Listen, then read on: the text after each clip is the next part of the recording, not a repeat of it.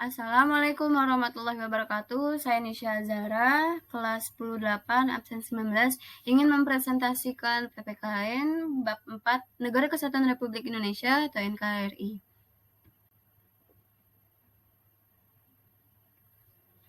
Unit 1.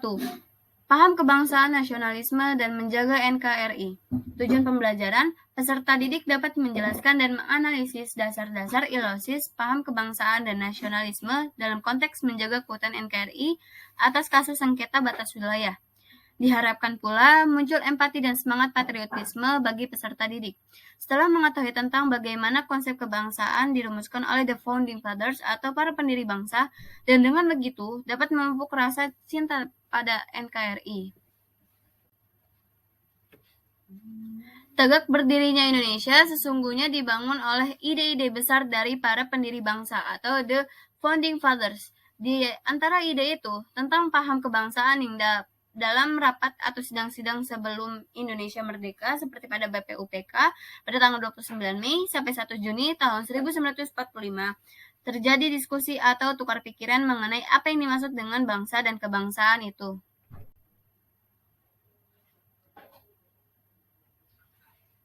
Perbedaan pendapat di antara tokoh-tokoh bangsa dalam sidang BPUPK tentang makna kebangsaan terlihat dalam pidato Ir Soekarno pada tanggal 1 Juni tahun 1945. Pendapat Soekarno menjadi titik tolak dalam merumuskan konsep kebangsaan dalam konteks Indonesia. Dalam sidang BPUPK, perbedaan pendapat mengenai suatu persoalan dapat dilihat dari dua kelompok, antara kubu nasionalis dan Islamis. Karena itu, Soekarno memberikan penekanan bahwa apa yang disampaikan saat sidang atas dasar sebagai bagian dari bangsa yang tidak memiliki tendensi untuk menolak atau mendukung salah satu kubu. Sebagaimana terlihat secara eksplisit dalam petikan pidatonya, Soekarno menggarisbawahi dua hal. Pertama, tentang identitas dirinya yang juga merupakan penganut agama Islam, sehingga pendapat-pendapatnya tidak dimaksudkan untuk menyerang atau menolak pandangan tokoh Islam. Kedua, meletakkan paham kebangsaan sebagai dasar tegak berdirinya sebuah negara. Saya minta saudara Ki Bagus Hadikusumo dan saudara-saudara Islam lain, maafkan saya memakai perkataan kebangsaan ini. Saya pun orang Islam, tetapi saya minta kepada saudara-saudara, janganlah saudara-saudara salah paham jikalau saya katakan bahwa dasar pertama buat Indonesia ialah dasar kebangsaan.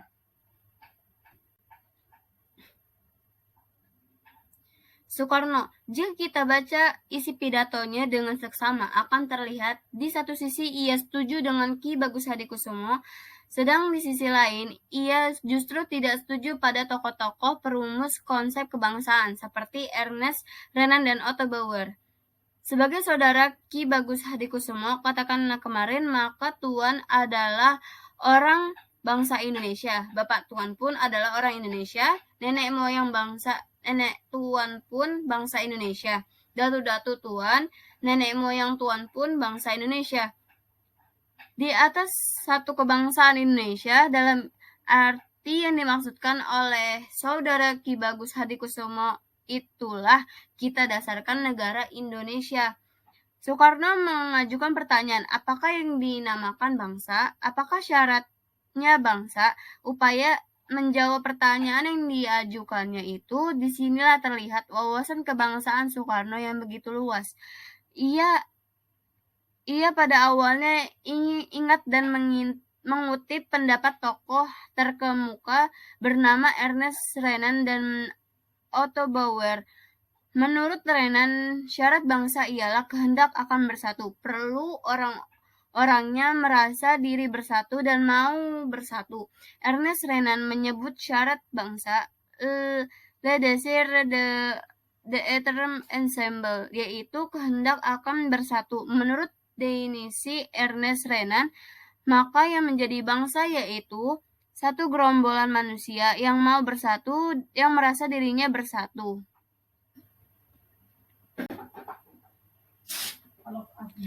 Bangsa adalah satu persatuan perangai yang timbul karena persatuan nasib.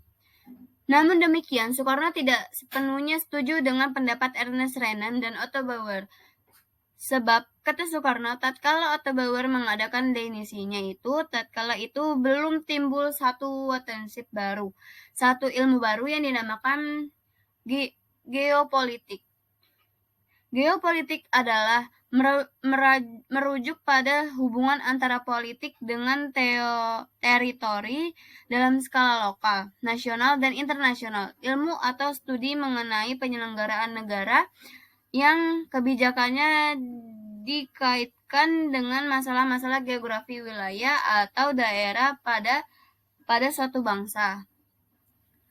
Soekarno pada akhirnya setuju dengan Ki Bagus Hadikusumo dan Munanan, sekaligus menegaskan bahwa kebangsaan itu erat hubungannya dengan persatuan antara orang dan tempat.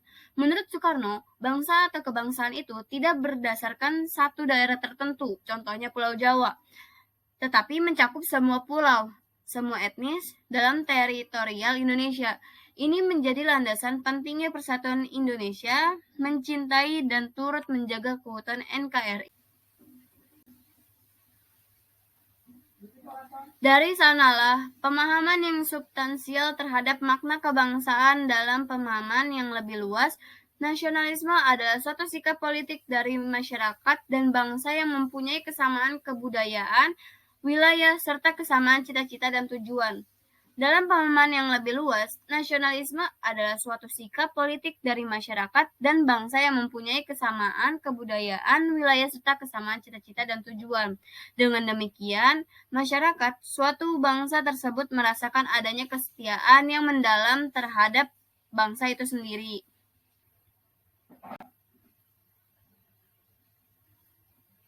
Pentingnya nasionalisme, sikap mencintai bangsa dan negara. Negara yang rakyatnya menjunjung tinggi rasa nasionalisme akan menjadi bangsa yang kuat. Pengertian, secara bahasa, nasionalisme adalah kata serapan yang diambil dari bahasa Inggris, yaitu nation. Nation artinya adalah bangsa. Jika merujuk pada arti dari asal katanya, nasionalisme adalah suatu yang berkaitan dengan bangsa. Bangsa sendiri adalah sebuah rumpun masyarakat yang tinggal di sebuah teritorial yang sama dan memiliki karakteristik yang hampir sama. Menurut Kamus Besar Bahasa Indonesia atau KBBI, nasionalisme adalah sebuah paham yang mengajarkan untuk mencintai bangsanya sendiri. Jika merujuk pada KBBI, maka orang yang memiliki rasa nasionalisme yang tinggi adalah orang yang mencintai negaranya. Sementara jika merujuk pada paham Pancasila dan pembukaan UUD NRI tahun 1945, nasionalisme adalah sikap cinta tanah air dan menjaga persatuan bangsa dengan tetap menjaga perdamaian yang ada di dunia.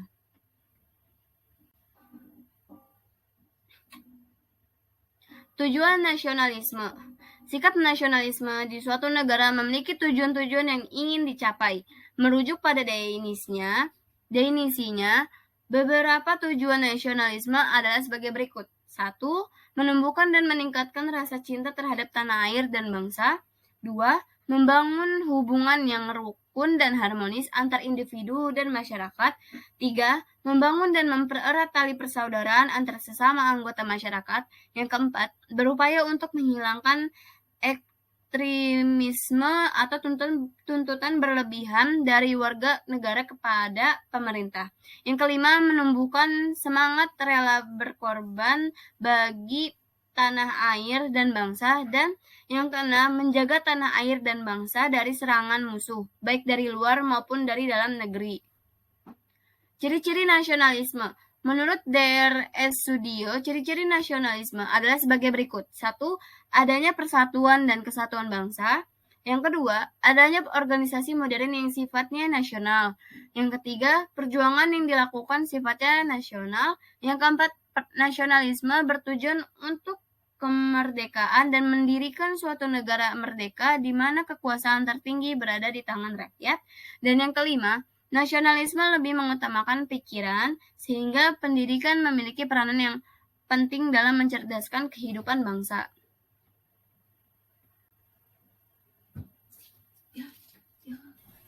Semangat nasionalisme juga tertuang dalam Pancasila, yaitu pada sila ketiga Pancasila yang bunyinya Persatuan Indonesia.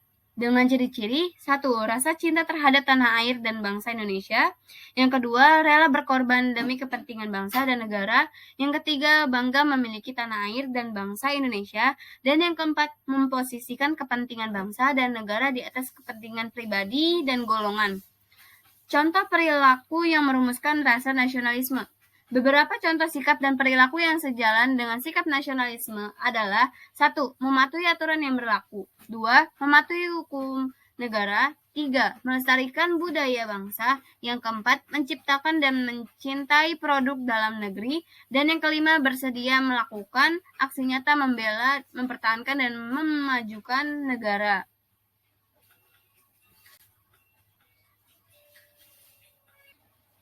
Bentuk-bentuk nasionalisme. 1. Nasionalisme kewarganegaraan.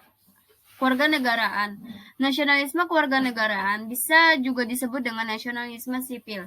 Nasionalisme kewarganegaraan ialah bentuk nasionalisme di mana negara memiliki kebenaran politik dari keikutsertaan rakyatnya, kehendak rakyat atau perwakilan politik.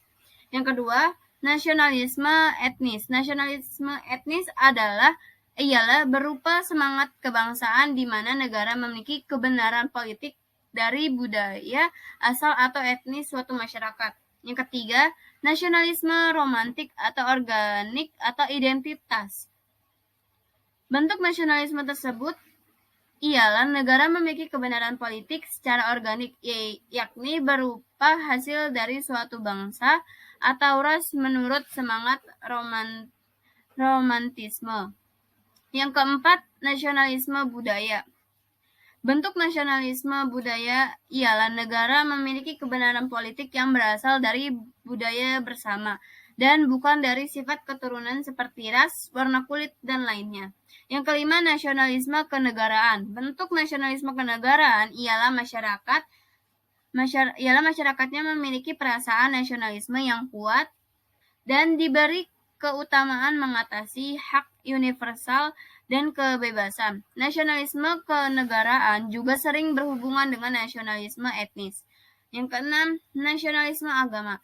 Bentuk nasionalisme agama ialah negara memiliki legitimasi politik dari adanya persamaan agama.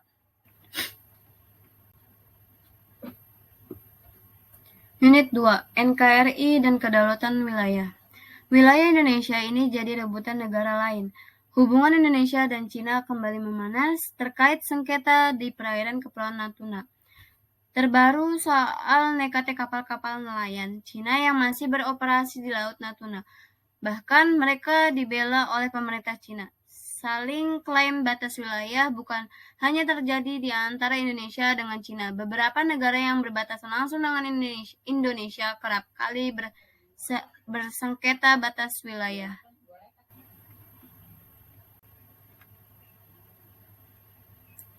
Soal Pulau Sipadan dan Ligitan. Sengketa Sipadan dan Ligitan adalah persengketaan Indonesia dan Malaysia atas kepemilikan terhadap kedua pulau yang berada di Selat Makassar, yaitu Pulau Sipadan. Persengketaan antara Indonesia dengan Malaysia mencuat pada tahun 1967 ketika dalam pertemuan teknis hukum laut antara kedua negara. Masing-masing negara ternyata memasukkan Pulau Sipadan dan Pulau Ligitan ke dalam batas-batas wilayahnya. Delegasi Indonesia memang mengakui argumen Malaysia lebih kuat. Negeri jiran diuntungkan dengan alasan change of title atau rantai kepemilikan dan argumen efektivitas occupation yang menyatakan kedua pulau itu lebih banyak dikelola oleh orang Malaysia. Jurus efektif occupation juga secara tidak langsung menunjukkan kedua pulau itu sebagai terra nullius atau tanah tak bertuan. Mahkamah Internasional juga memandang situasi Pulau Sipadan Ligitan lebih stabil di bawah pengaturan pemerintah Malaysia.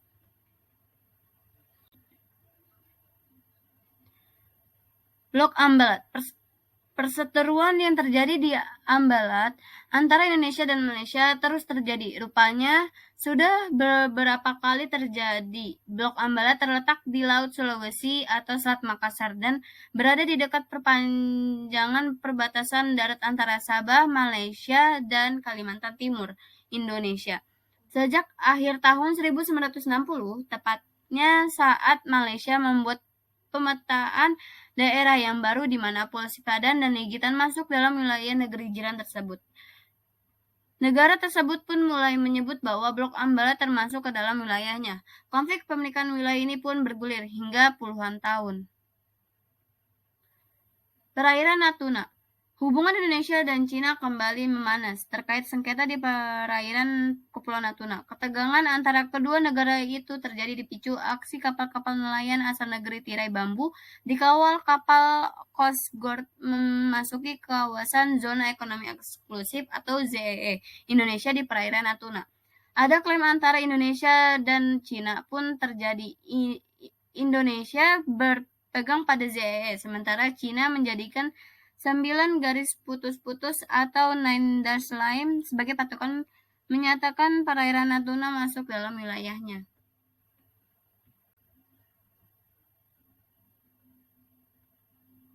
Sebuah wilayah negara atau wilayah Negara Kesatuan Republik Indonesia atau NKRI menurut pasal 1 angka 1 Undang-Undang Nomor 43 tahun 2008 adalah salah satu unsur negara yang merupakan satu kesatuan wilayah daratan, perairan, pedalaman perairan, kepulauan, dan laut teritorial beserta dasar laut dan tanah di bawahnya, serta ruang udara di atasnya, termasuk seluruh sumber kekayaan yang terkandung di dalamnya. Letak geografis Indonesia berada pada posisi antara dua benua dan dua samudera. Dua benua itu adalah benua Asia yang terletak di sebelah utara dan benua Australia yang berada di sebelah selatan. Sedangkan dua samudera yang dimaksud adalah Samudra Pasifik di sebelah timur dan Samudra Hindia di sebelah barat Indonesia. Letak Indonesia yang strategis tersebut membuat konsekuensi berbatasan dengan banyak negara, baik di laut maupun di darat. Berikut adalah beberapa kawasan di mana Indonesia berbatasan langsung dengan negara lain. 1. Kawasan perbatasan laut dengan Thailand di India dan Malaysia di Aceh, Sumatera Utara dan dua pulau kecil terluar. 2. Kawasan perbatasan laut dengan Malaysia, Vietnam, dan Singapura di Riau, Kepulauan Riau, dan 20 pulau kecil terluar. 3. Kawasan perbatasan darat dengan Malaysia di Kalimantan Barat dan Kalimantan Timur. 4. Kawasan perbatasan laut dengan Malaysia dan Filipina di Kalimantan Timur, Sulawesi Tenggara, Sulawesi Utara, dan 18 pulau kecil terluar. 5. Kawasan perbatasan laut dengan pulau di Maluku Utara, Papua Barat, dan Papua. Dan 8 pulau kecil terluar.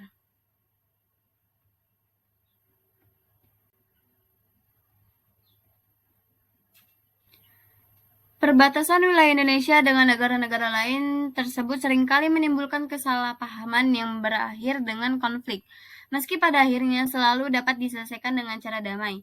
Karena itu, batas wilayah negara telah diatur berdasarkan Regulasi Undang-Undang Dasar tahun 1945 dan Peraturan Menteri Dalam Negeri Nomor 76 tahun 2012 tentang pedoman penegasan batas daerah. Wilayah perbatasan ternyata memiliki arti yang sangat vital dan strategis, baik itu dilihat dari sudut pandang perbatasan kabupaten atau kota dan satu provinsi atau perbatasan kabupaten atau kota antar provinsi. Mengacu pada pasal 2 ayat 1 Permendagri nomor 76 tahun 2012. Hal itu karena mengangkut pertahanan dan keamanan suatu negara, sosial, ekonomi, dan budaya, sehingga untuk menciptakan tertib administrasi pemerintah perlu memberikan kejelasan dan kepastian hukum terhadap batas wilayah suatu daerah.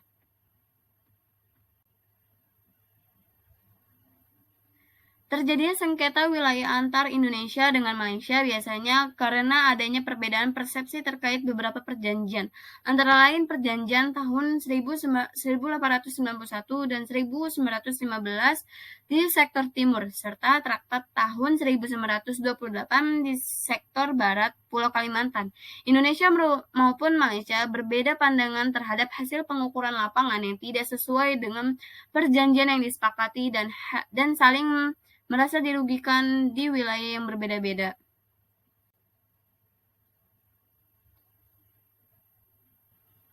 Unit 3. Sengketa batas wilayah antar Indonesia dan Malaysia. Satu tujuan pembelajaran. Pada unit ini, kalian diharapkan mampu menjelaskan dan menganalisis latar belakang terjadinya sengketa batas wilayah antar Indonesia dan Malaysia.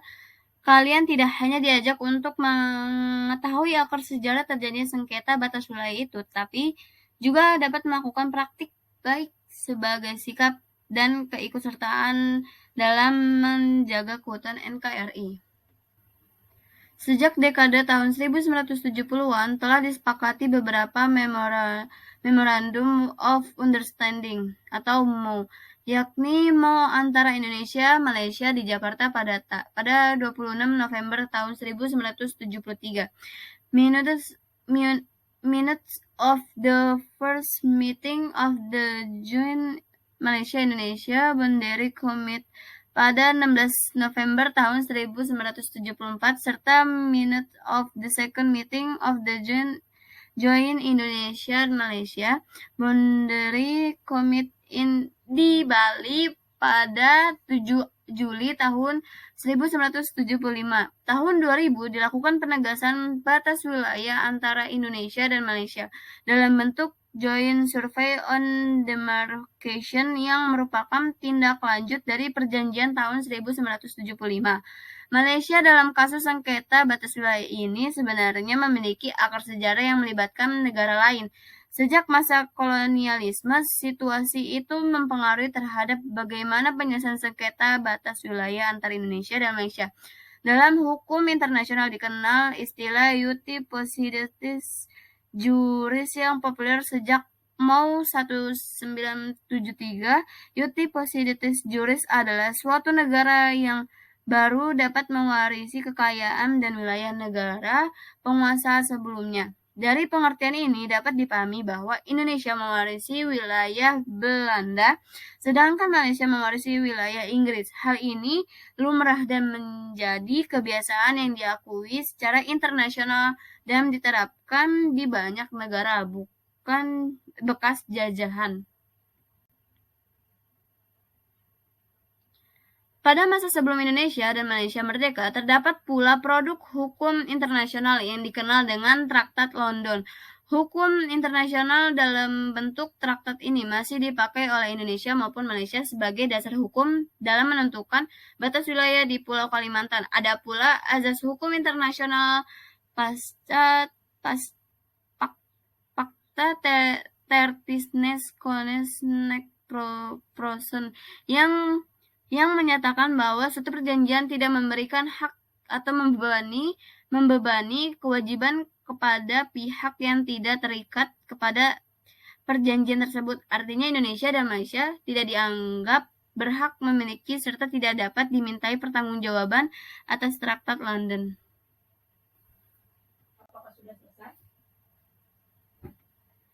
Dasar hukum batas wilayah periode kemerdekaan. Berikut penjelasan dasar hukum kesepakatan patok batas wilayah Indonesia dan Malaysia sejak masa penjajahan hingga kemerdekaan. Konvensi Belanda-Inggris tahun 1891.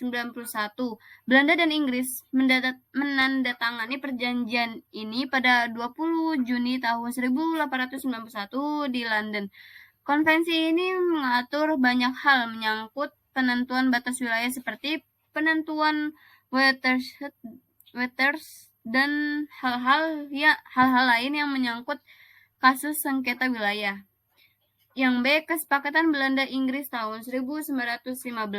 Belanda dan Inggris menyepakati atas hasil laporan bersama tentang penegasan batas wilayah pada 28 September tahun 1915 di Kalimantan.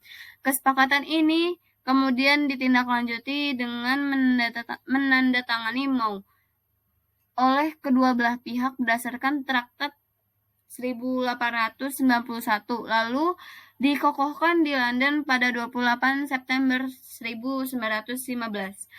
C. Konvensi Belanda-Inggris tahun 1928. Belanda dan Inggris menandatangani kesepakatan ini pada 28 Maret 1928 di Den Haag, kemudian diratifikasi oleh kedua negara pada 6 Agustus tahun 1930.